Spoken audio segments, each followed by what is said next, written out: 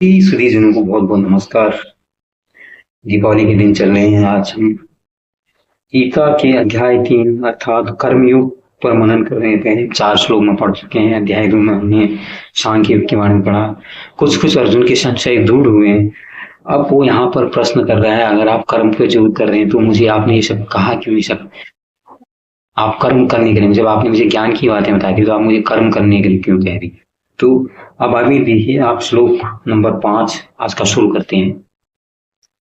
नहि कश्चित् क्षणमपि जातु तिष्ठ्यत् कर्म कृतौ कार्यते हवस कर्म सर्वप्रकृते जय गुणे। नहि कश्चित् क्षणमपि जातु तिष्ठ्यत् कर्म कृतौ कार्यते हवस कर्म सर्वप्रकृते जय गुणे। इसका भावार्थ यह है कि प्रत्येक व्यक्ति को प्रकृति से अधिक गुणों के अनुसार विवश होकर कर्म करना पड़ता है। अतः कोई भी क्षण भर के लिए बिना कर्म के बिना नहीं रह सकता है। यहाँ पर कहा गया है कि जो जीवन निर्वाह है उसके लिए आपको कर्म तो करना ही पड़ेगा। फिर जो उसकी प्रकृति के हिसाब से एक जिसे नैसर्गिक प्रतिभा कहते हैं, उसके हिसाब से कोई संगीतकार है, कोई लेखक है, कोई कवि है, ये सारी चीजें हैं। तो यहाँ पर कहा गया है तो जो आपका जो एक प्रकृति गुण है उसके हिसाब से आपको विवश होकर कर्म करना पड़ता है। और दूसरा सबसे बड़ी बात है, फिर शरीर का निर्वाह करना है, चलने फिरने के लिए, शरीर को फिट रखने के लिए, शरीर कमजोर हो उसको दूर करने, तब उसके लिए तो कर्म करना पड़ता है। अगर एक दिन निढाल पड़ी रहेगा, आदमी कर्म नहीं करेगा तो फिर ये सारी चीजें कैसे होंगी? आइए अब आज का श्लोक नंबर 6 पढ़ते हैं। कर्मेन्द्रियाणि संयम्यो आस्ते मनसा स्मरण इंद्रियार्था विमूढ़ात्मा मिथ्याचार स उच्यते।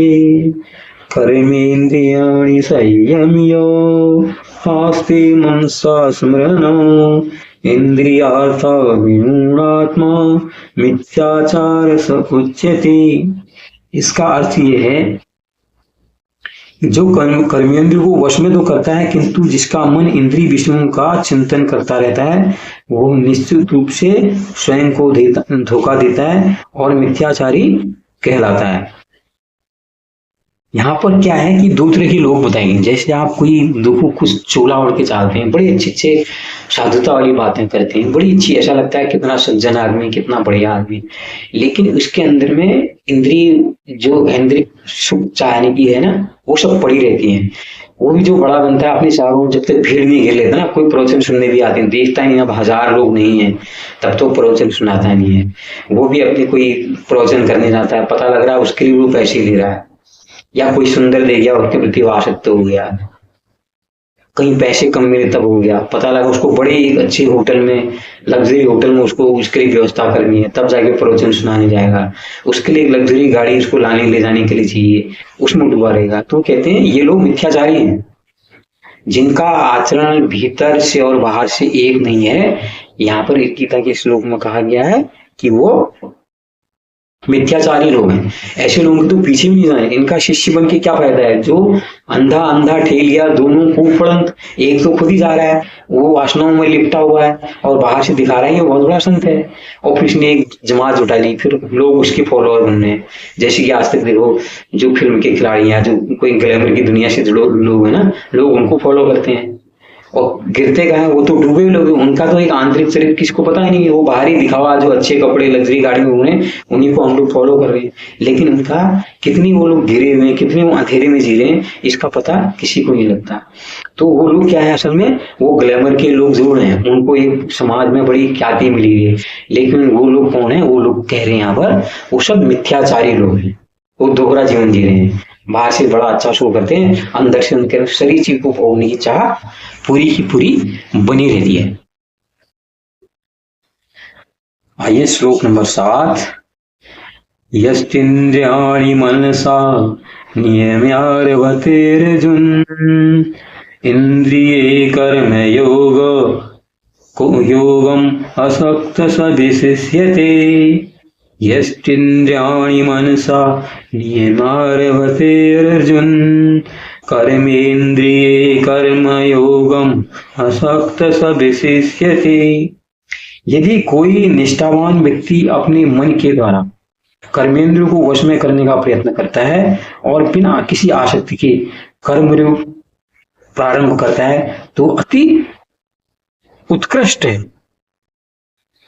और यहाँ पर क्या कहा गया है, एक जो लगा हुआ है अपने कर्म में प्रवृत्त है, उसके अंदर ये चाह नहीं हो किस लिए कर रहा है। जो निष्काम कर्म की बात, सबसे बड़ी बात गीता का जो संदेश कहते हैं वही यहाँ पर किया गया, तो वो फिर लगा नहीं है, वो सिर्फ काम कर रहा है, काम पर ध्यान दे रहा है, एक एकाकार होकर लगा हुआ है।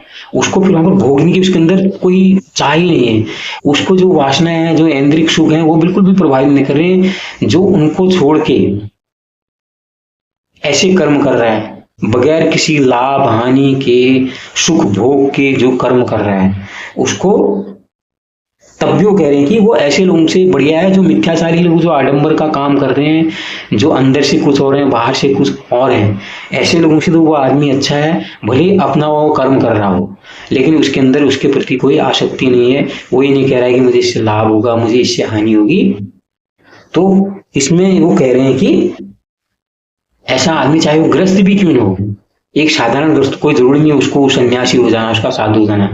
अगर वो ग्रस्त भी है, उसके अंदर कोई वासना नहीं है किसी चीज की, कोई लाभ पाने की, या उसको हानि हो रही है, या चाहेगा यार मेरी तारीफ कर दे, मेरी प्रशंसा कर दे, मेरी वाहवाही हो जाए।